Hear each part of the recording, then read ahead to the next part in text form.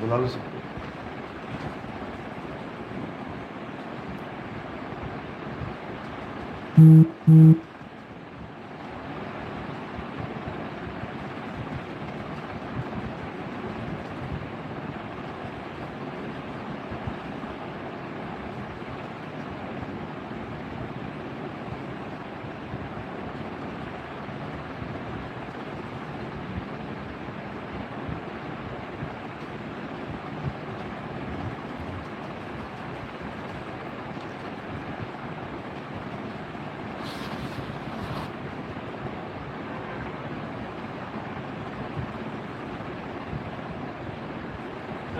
विराट साहब से मिला हुआ अभी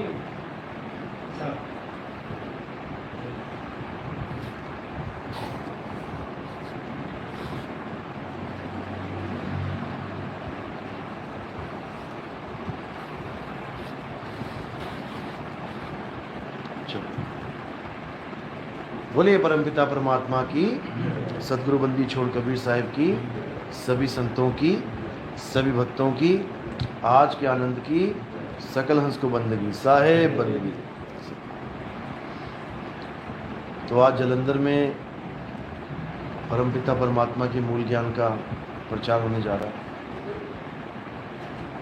मालिक की अपार कृपा होती है जब किसी भी घर में कहीं पर भी ये मूल ज्ञान का सत्संग चलता है, क्योंकि जन्मों जन्मों से जिस चीज़ को हम पाना चाहते हैं वो केवल और केवल इसी मूल ज्ञान के द्वारा प्राप्त होगी।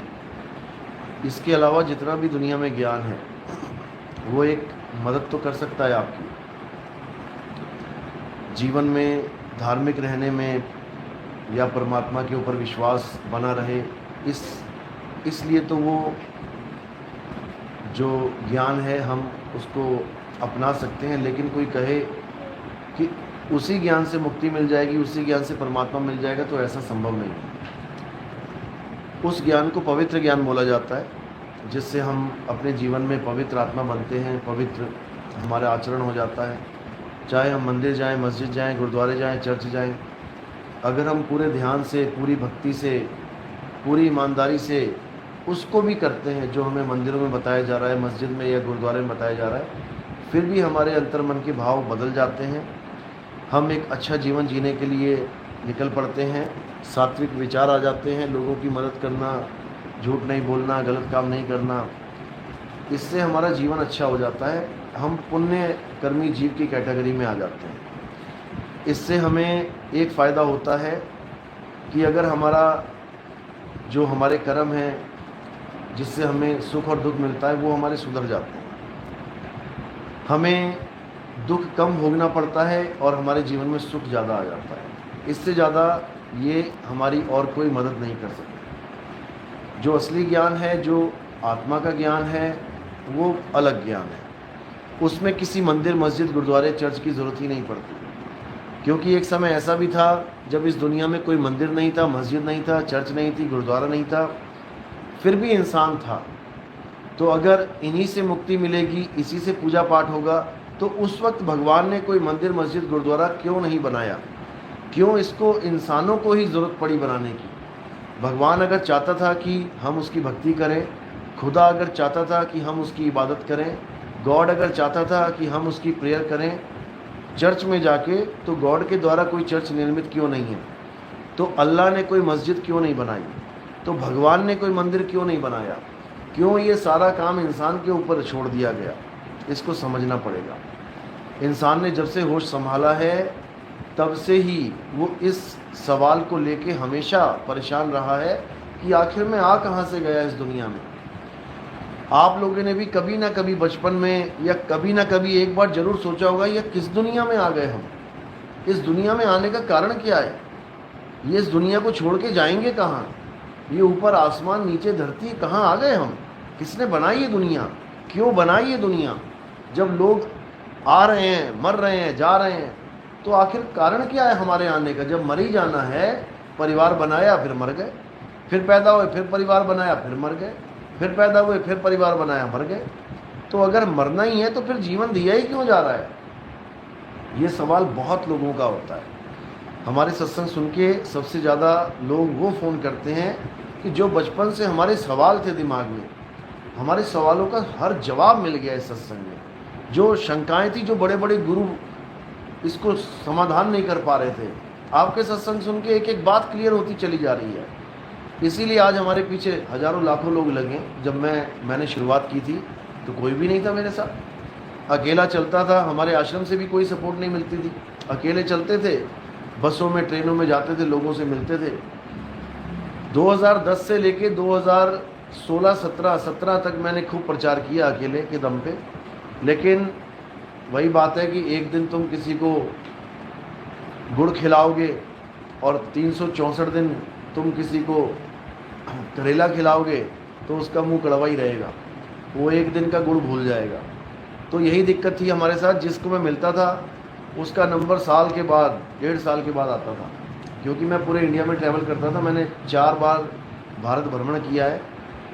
तो यही दिक्कत आती थी कि जिसको एक बार ज्ञान समझाया उस वक्त तो समझ में आता था उसको, लेकिन थोड़े दिनों में और भी लोग मिलते थे और फिर उसी रंग में रंग जाता था। तो यहाँ पर दिक्कत इतनी आती थी कि सोच में पड़ गया कि कैसे प्रचार होगा, क्योंकि हमारे ग्रंथों में क्या लिखा हुआ है, जो हमारे आश्रम के ग्रंथ है उसमें लिखा हुआ है कि जो इस आश्रम का जो ज्ञान होगा ये पूरे संसार में फैलेगा। एक भी देश ऐसा नहीं बचेगा दुनिया में जहाँ पर ये ज्ञान नहीं पहुँचेगा। तो ये मैंने जब 2010 में पढ़ा तो मुझे लगा कि हाँ, ज्ञान भी बिल्कुल सटीक है और इसका कोई तोड़ भी नहीं है, तो मुझे प्रचार करना चाहिए। लेकिन 5, 6, 7 सालों में अपनी हालत हो गई ख़राब, क्योंकि कोई समझने को तैयार ही नहीं। जिसको समझ में आए भी तो उसको फिर दूसरा रंग चढ़ाने वाले कई मिल जाए। किसी के ऊपर रंग चढ़े भी तो फिर कोई बीमारी में कुछ भी ऐसी हालत हो जाए, लोग उसको मिसगाइड कर दें। तूने देवताओं की पूजा छोड़ दी, तूने भगवान की पूजा छोड़ दी, चल मंदिर में जाके माफ़ी मांग ले, ऐसा कर ले, वैसा कर ले। लोग डर जाते थे बेचारे, मरता क्या ना करता। तो बड़ी मुश्किल हुई। उसके बाद 2018 में हमारा YouTube चैनल बना। तब से लेके आज तक हर जगह झंडे गाड़ रहा है। ऐसा कोई पंथ नहीं है भारत में जो हमसे जुड़े नहीं हैं, ऐसा कोई धर्म नहीं है जो हमसे जुड़े नहीं हैं। बुद्धिस्ट भी आ गए, जैनी भी आ गए, सरदार जी भी आ गए, मुस्लिम भी आ गए, ईसाई भी आ गए, सब धर्म, हिंदू तो आ ही रहे हैं, चलो नास्तिक भी आ गए जो भगवान को नहीं मानते थे, वो भी आके नाम दीक्षा ले गए। क्या कह के कि जो आप बता रहे हो ये प्रमाणिक ज्ञान है। यानी हम सबको ये कहते थे अगर भगवान है तो हम आत्मा की बात कर रहे हैं। तो आत्मा की बात करना मतलब जो सामने प्रमाणित है। तुम्हारी बॉडी हिल रही है, खा रही है, पी रही, चल रही है, तो आत्मा प्रमाणित है। कोई हमें कहे तुम भगवान को साबित करके दो, देखो तुम्हारा हाथ हिल रहा है, देखो तुम्हारे पैर हिल रहे हैं, देखो तुम्हारी आंखें हिल रही हैं, ये क्या प्रमाणित करता है कि इस बॉडी में आत्मा कनेक्टेड है। और जैसे ही आत्मा का कनेक्शन टूट जाता है तो ये बॉडी एक पत्ते की तरह गिर जाती है। जैसे पेड़ से पत्ता गिरता है ना, गिरा पता भी लगेगा टेढ़ा गिरा कि सीधा गिरा कि उल्टा गिरा, कहाँ गिरा। ऐसी जब ये बॉडी गिरती है, देखा होगा कितनी आप वीडियोस देख रहे हो, चलते चलते चलते लोग गिर जा रहे हैं, डांस करते करते औंधे मुंह गिर जा रहे हैं, खाते खाते गिर जा रहे हैं, घोड़े पे बैठा बैठा बेचारा शादी करने जा रहा है, घोड़े पे बैठा बैठा ही लुढ़क गया, क्रिकेट खेलते हुए गिर जा रहे हैं, टेनिस खेलते हुए गिर जा रहे हैं, अभी बस ड्राइवर को अटैक आ गया। तो कहने का मतलब ये प्रमाणित है कि जब तक आत्मा बॉडी के साथ कनेक्टेड है, इस बॉडी का बैलेंस भी बना रहेगा, इस बॉडी से सारे कार्य भी सिद्ध हो जाएंगे।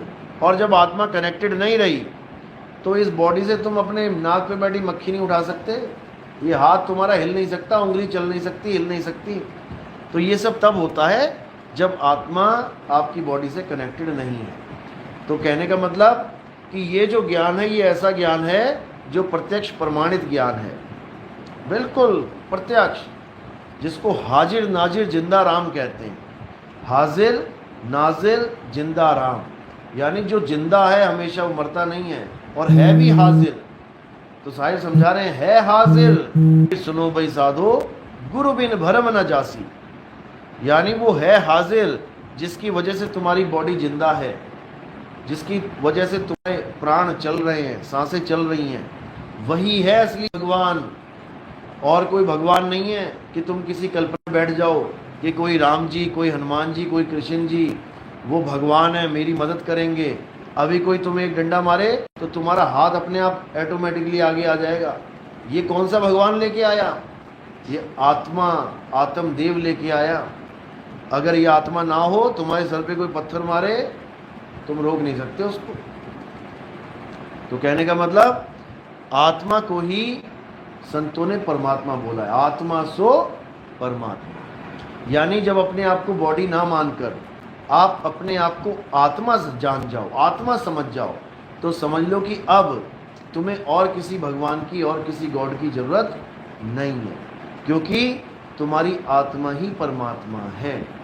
लेकिन इस आत्मा को जानने के लिए क्या करना पड़ेगा? ये मंदिर, मस्जिद, गुरुद्वारे जाने की जरूरत नहीं पड़ेगी। इस आत्मा को जानने के लिए तुम्हें एक ऐसे गुरु की शरण में जाना पड़ेगा जिसने आत्मा का भेद जान लिया है, जिसने आत्मा का ज्ञान समझ लिया है, जिसको आत्मा की कृपा हुई, आत्म अनुभव हुआ।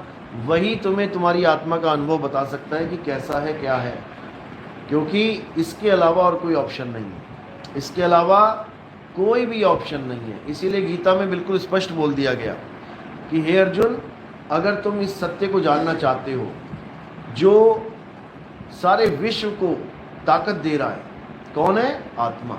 हिंदुओं को भी, मुसलमानों को भी, सिख को भी, ईसाई को भी। अभी दो पहलवान लड़ेंगे अलग अलग धर्म के, दोनों को आत्मा ताकत दे रहा है, ऐसा नहीं कि नहीं दे रहा है। तो वो सबको ताकत देता है, लेकिन जितना वाट का बल्ब होता है उतना ही कार्य कर पाता है। कई लोग कहें कि एक तगड़े आदमी को भी आत्मा ताकत दे रही है, मरियल आदमी को भी ताकत दे रही है, तो आत्मा तो बराबर है दोनों की, पावर भी सेम है दोनों की। तो मरियल वाला क्यों नहीं जीत पा रहा है? ताकतवर वाला क्यों जीत रहा है? भारी वाला क्यों जीत रहा है? जैसे करंट की तार है, पूरे घर में एक ही तार घूम रही है ना, लेकिन तुम 0 वाट का बल्ब और 1000 वाट का बल्ब दोनों उसी तार से चला रहे हो ना, तो 0 वाट का बल्ब कम ताकत का है, कम पावर का है, और 1000 वाला बल्ब, वाट का बल्ब ज़्यादा पावर का है। तो यहाँ पर शरीर की कार्य क्षमता कार्य कर रही है, आत्मा तो उतना ही दे रहा है सबको। आत्मा ने कृष्ण जी को भी उतना ही ताकत दे रखा है और कंस को भी उतनी ताकत दे रखी है। आत्मा कभी पक्षपात करती ही नहीं। आत्मा सब शरीरों को बराबर ताकत देती है, लेकिन ये तुम्हारे शरीर पे निर्भर करता है कि वो किस प्रकार का कार्य कर रहा है उस आत्मा से ताकत लेके। कसाई उस आत्मा से ताकत लेके बकरे काट रहा है, कोई गरीबों की मदद करने वाला उस आत्मा की ताकत लेके गरीबों की मदद कर रहा है, कोई बुजुर्गों का सेवा करने वाला आत्मा की ताकत लेके उनकी सेवा कर रहा है, कोई चोर डाकू आत्मा की ताकत लेके चोरी और डाका डाल रहा है। तो हर प्रकार का जीव यहाँ पर हर प्रकार का कार्य केवल आत्मा की ताकत से कर रहा है। तो आत्मा अगर ताकत ना दे तो इस दुनिया में पत्ता ना हिल पाए। कहते हैं भगवान की मर्जी से पत्ता नहीं हिलता, असल में आत्मा की मर्जी के बिना ये शरीर नहीं हिलता।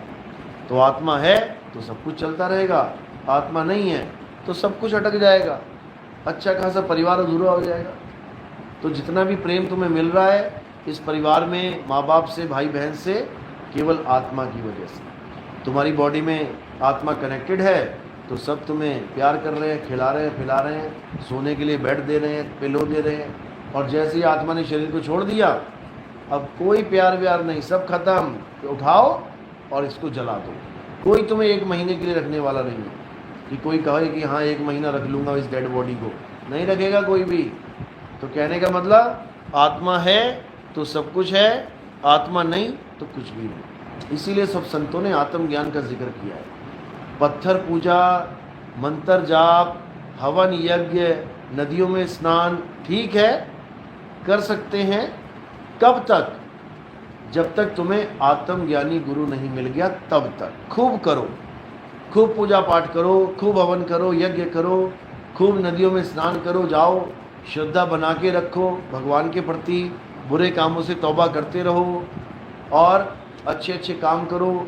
लेकिन जब आत्मज्ञानी गुरु मिल जाए तो इसको बिल्कुल वैसे छोड़ दो जैसे तुम 12वीं क्लास पास करके कॉलेज में जाते हो और अपना 12वीं का स्कूल बैग, 12वीं की किताबें, 12वीं की कॉपियाँ सब छोड़ देते हो। इस प्रकार आत्मज्ञानी गुरु मिल गया तो सारे मंत्र जंतर तंत्र हवन सब छोड़ दो, सारी पूजा पाठ नमाज सब छोड़ दो, सारी प्रेयर्स जितनी भी कर रहे हो तुम अरदासे लगा रहे हो सब छोड़ दो, और क्या करो, केवल एक काम करना है, अपनी आत्मा को जान लेना है। तो गुरु क्या करेगा, गुरु तुम्हें एक विधि बताएगा, तुम्हें एक तरीका बताएगा, तुम्हें सत्य भक्ति का सत्य सिमरण का तरीका बताएगा, और जितने भी गलत तरीके तुम इस्तेमाल कर रहे हो सबको छुड़वा देगा।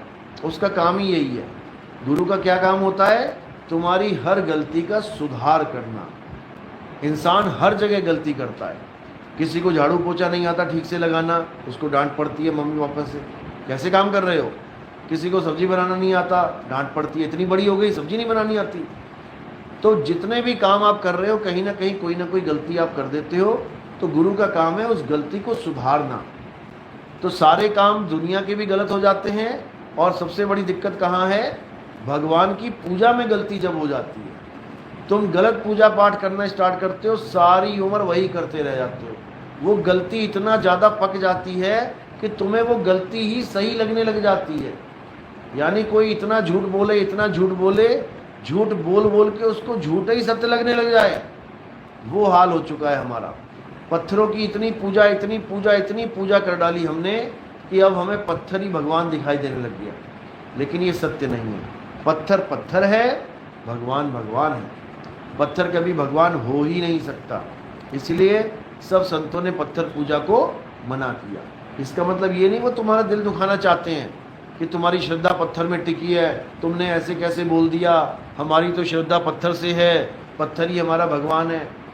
संतों को इससे कोई मतलब नहीं है कि तुम्हारा दिल दुख रहा है कि नहीं दुख रहा है। संतों का काम है सत्य बताना, उनका काम है सच बतलाना, क्योंकि अगर तुम्हें ही सच नहीं बताएंगे तो तुम्हारा जन्म बर्बाद हो जाएगा, तुम झूठे में जन्म खो दोगे अपना। इसलिए संत हमेशा सच बता के गए। इस सच बताने का उनको बहुत बहुत मुसीबत भी आई है।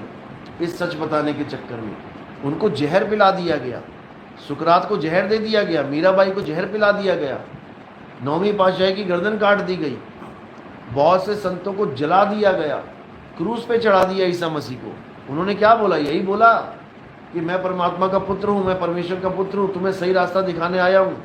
परमेश्वर को पाना चाहते हो तो आत्म खोजी बनो। उन्होंने यही बोला कि परमात्मा कोई आदमी नहीं है, परमात्मा क्या है, होली स्पिरिट। आज भी ईसाई देखोगे, जाओगे जब आप प्रोग्राम में किसी ईसाइयों के, वो होली स्पिरिट को याद करते हैं, जिसको हम लोग पवित्र आत्मा कहते हैं। पवित्र आत्मा आ जाओ, मेरा उद्धार करो, पवित्र आत्मा आ जाओ, सारे संसार के दुख हरो, पवित्र आत्मा आ जाओ। किसको बुला रहे हैं वो, पवित्र आत्मा को। और हिंदू धर्म क्या कह रहा है, वो भी यही कह रहा है कि आत्मा ही सर्वोपरि है, आत्मा को कोई शस्त्र काट नहीं सकता, अग्नि जला नहीं सकती, वायु सुखा नहीं सकती, जल भिगो नहीं सकता। तो ईसाइयों का और हिंदुओं का पवित्र आत्मा एक ही है। अब मुसलमान क्या कह रहे हैं, मुसलमान कह रहे हैं अल्लाह हक, अल्लाह अल हक, यानी परमात्मा ही सत्य है। सत्य मतलब आत्मदेव अविनाशी। तो अल्लाह अल हक कहना ऐसा मान लो जैसे हम अल्लाह को याद करें, भगवान को याद करें, परमात्मा को याद करें। लेकिन अल्लाह अल हक से अलग एक और आवाज आई, अनल हक। ये किसने बोला, ये उसी अल्लाह के उन नबियों ने बोला, उन मुर्शिदों ने बोला, उन गुरुओं ने बोला जिन्होंने अपनी आत्मा की खोज करी। ईसा मसीह ने भी ये बोला, I am son of God, मैं परमेश्वर का पुत्र हूं। लेकिन जब उसने खोज करी अपनी, तो उसने क्या बोला, I and my father are one. मैं और मेरा परमात्मा, मैं और मेरा पिता एक ही हैं। हमारे हिंदुओं में भी ये बोला गया। पहले तो ब्रह्म की खोज की गई, गुरु के पास गए, गुरु जी मुझे ब्रह्म की प्राप्ति करवा दो, मैं ब्रह्म को जानना चाहता हूं। और जब गुरु ने दीक्षा दी और ब्रह्म को प्राप्त किया तो क्या बोले, अहम ब्रह्मस्मि, मैं ही ब्रह्म हूं। यानी जब तक तुम ये नहीं जान पाते कि खुदा क्या है, तब तक तुम एक इमेजिनेशन में खुदा को रखते हो, एक कल्पना में भगवान को रखते हो कि भगवान होंगे। हाँ, भगवान कुछ ना कुछ होंगे। लेकिन जिस दिन तुम्हें गुरु मिल जाता है और तुम्हें वो गुरु ज्ञान समझा के तुम्हारी आत्मा का, तुम्हें आत्मा का साधना करने का रास्ता बता देता है। और जब तुम उस पथ पे चलते हो और तुम्हें जब प्राप्ति होती है तो तुम क्या बोलोगे कि मैं ही आत्मा हूं, मैं ही ब्रह्म हूं, मैं ही शिव हूं। शिव के लिए बोला शिवोहम शिवोहम, मैं ही शिव हूं। शिव का मतलब भोले शंकर मत समझ लेना। शिव का मतलब जब शव रूपी शरीर में ई रूपी ईश्वर का वास हो उसको शिव कहते हैं। यानी ई से आत्मा, ई से ईश्वर कहाँ पे विराजमान है? शव में, यानी शरीर में, तो वही शिव कहलाती है। तो जिसने भी अपनी आत्मा को जाना उसने अपनी आत्मा को ही परमात्मा बोला। अनल हक का मतलब है मैं ही खुदा हूं।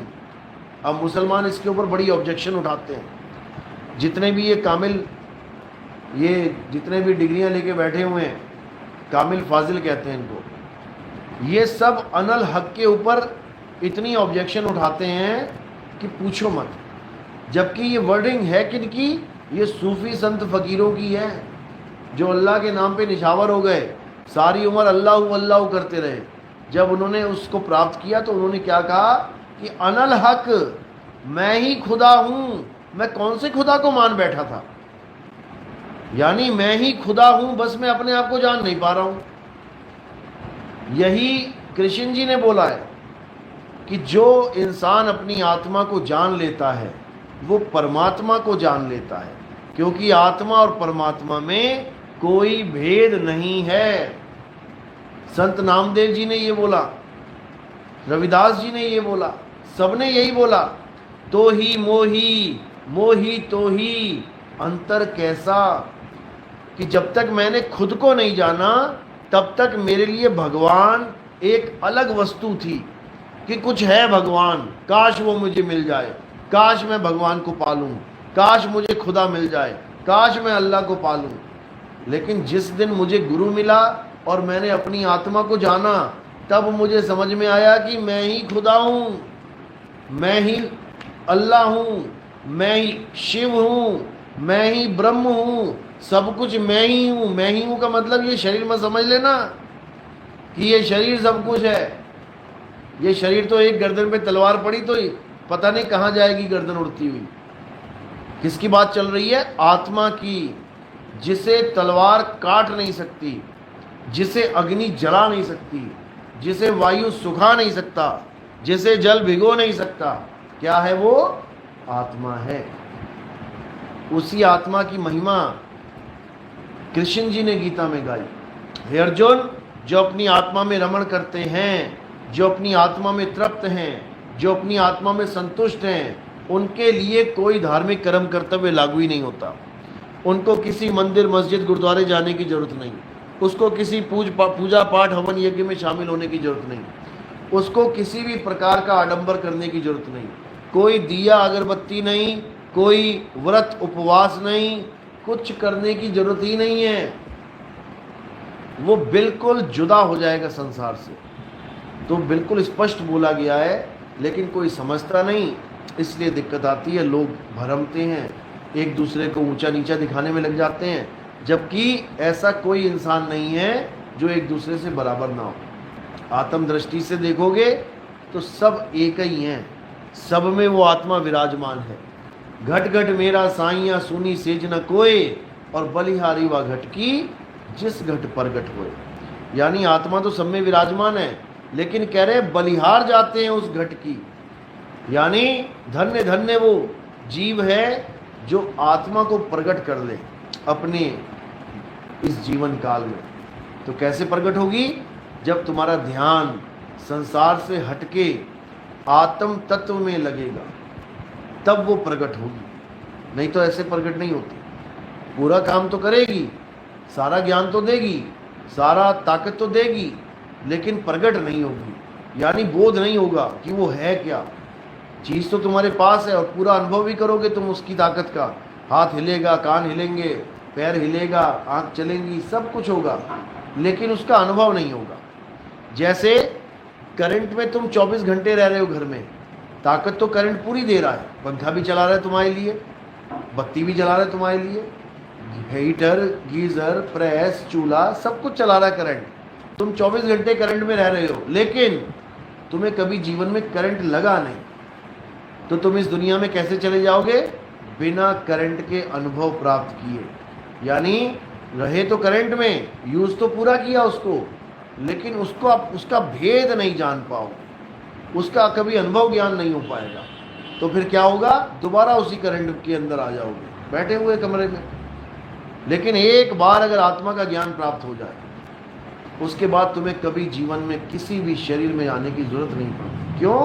क्योंकि ये सूरत फिर आत्मा में ही लीन रहती है, ये किसी शरीर को धारण नहीं करती, क्योंकि इसको आत्मा में रहने का इतना आनंद मिलता है, जिसके लिए साहिब ने बोला, जिस मरने से डर जग डरे मेरे मन आनंद, और मरने पर ही पाइए पूर्ण परमानंद।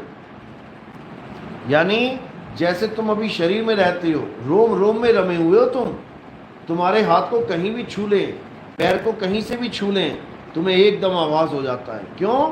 तुम्हारा ध्यान रोम रोम में बसा हुआ है, रोम रोम में, समझ लो। इसीलिए परमात्मा से दूर है। क्यों? क्योंकि तुम्हारा सारा ध्यान इस काया रूपी संसार में उलझ गया। अरे सुरत फंसी संसार में, ताज से पड़ गई दूर, असुरत बांध स्थिर करो, आठों पहर हुजूर। यानी असली भक्ति क्या है? आठों पहर यानी 24 आवर्स आपने क्या करना है? केवल और केवल अपनी आत्मा में रमण करने की कोशिश करनी है, और कुछ नहीं करना। बस अपनी आत्मा में टिकने की बात करो, 24 घंटे टिको, तो धीरे धीरे धीरे भक्ति बढ़ेगी। धीरे धीरे आपका जो आत्मा का स्थान है वहाँ पे सूरत टिकने लगेगी। धीरे धीरे धीरे संसार से डिटैचमेंट होने लग जाएगी। संसार में रहना पसंद नहीं आएगा, संसार में रहना बोझ लगने लग जाएगा, घर वालों से बात करने का मन नहीं करेगा, संसार में बिल्कुल अलग रहने का मन करेगा। तब समझ जाना कि अब प्रोग्रेस होना शुरू हो गई। लेकिन तुम्हें घर बार छोड़ने की ज़रूरत नहीं है, घर में ही रहोगे, लेकिन बिल्कुल जुदा रहोगे। जैसे कमल का फूल कीचड़ में रहता है, लेकिन कीचड़ लगने नहीं देता अपने पत्तों पे। तो इसलिए बिल्कुल इत्मीनान से वो काम करते जाओ जो गुरु ने भेद बता दिया है। आज नहीं तो कल, कल नहीं तो परसों, परसों नहीं तो नरसों, वो चीज़ मिल के रहेगी। ऐसा नहीं हो सकता कि नहीं मिले, लेकिन तब जब आप लगातार उस क्रिया को, उस अभ्यास को करते रहे तब। चलो, तो आज का सत्संग यही समाप्त करते हैं और परमात्मा से दुआ करते हैं कि जितने भी जीव हैं जो मालिक को पाना चाहते हैं, परमात्मा उन पे कृपा करे।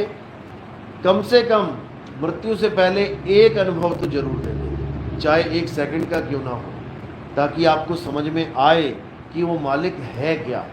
अगर 1 सेकंड का भी अनुभव आपको मिल गया तो समझ जाओ कि आपकी किस्मत ऐसी है जैसी देवी देवताओं की भी नहीं है। वो भी तरसते हैं इस अनुभव को प्राप्त करने के लिए, क्योंकि वो अनुभव केवल और केवल इस इंसान चोले में हो सकता है, इसके अलावा और कोई चोला नहीं है।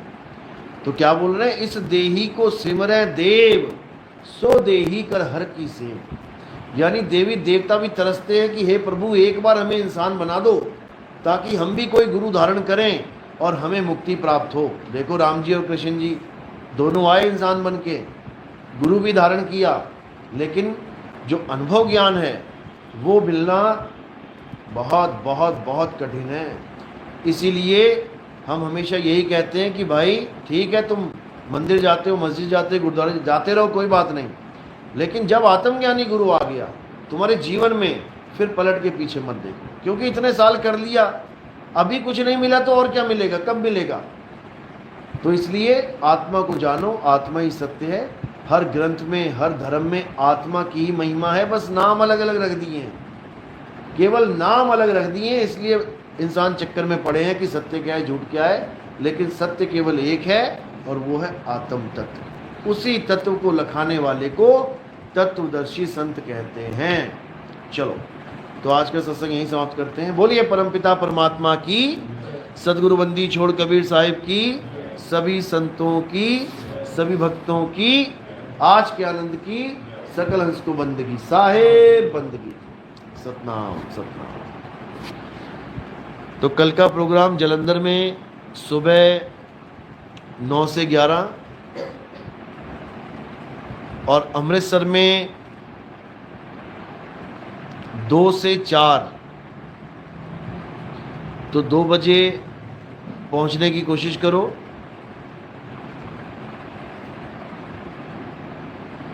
वैसे टाइमिंग 4 से 5 की दे रखी थी शायद, लेकिन जल्दी आने की कोशिश करो क्योंकि मैंने आगे निकल जाना है।